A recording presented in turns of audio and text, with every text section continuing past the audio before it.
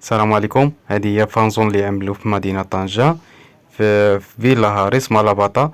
جات على البحر تقريبا. المهم جات في واحد البلاصة واعرة بزاف صراحة. نتوما كتشوفوا الشاشة على برا، وعاد هاد لاتولي يعملوا فيهم المنتوجات. المنتوجات كما غتشوفوا في الفيديو. تبعوا الفيديو حتى الاخر.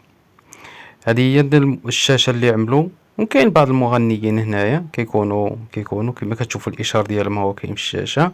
المهم جات في اللوطا غير هو ملي كيكون الشتا كيكون القضية شي شوية تما كيكون ضروري يدخلوا لديك لاتولي اللي عاملين تما كما كتشوفوا.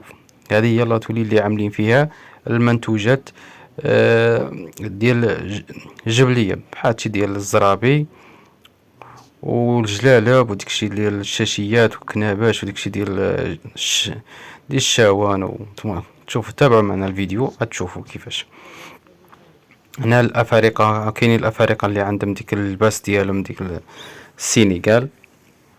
هذه الشاشيات الشاوان كما كتشوفوا شي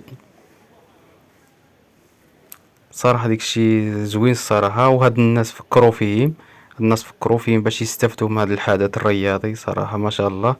المهم الله يسهل عليهم هاد الناس اللي كيبيعوا هاد المنتوجات التقليديه. وهذه هي الشاشه اللي جات على برا، جات في الساحه. غير ما كيكون الشتا هي اللي كتخسر الجو شويه، ضروري كيدخلوا ديك لاتولي تما يعملوا لهم التلفازه. اما الا ما كايناش الشتا كيتفرجوا عادي على برا. المهم نتوما كتشوفوا لازون كبيره بزاف، كبيره يعني تهز ما شاء الله بنادم. عملوها في كيتصوروا بنادم بحال هادي دابا لا بغيت تصور فيها هادي يعملوا فيها لوبورتاج مع الناس.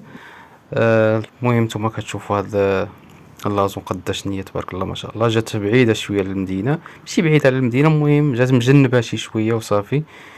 المهم جات في واحد الحي راقي. المهم ما شاء الله. المهم جات حدا هاد الحديقة ديال فيلا هاريس، هي اللي أكبر حديقة هنا في مدينة طنجة.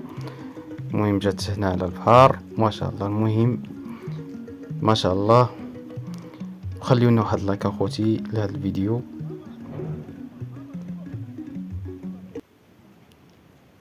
وتحياتي لكم.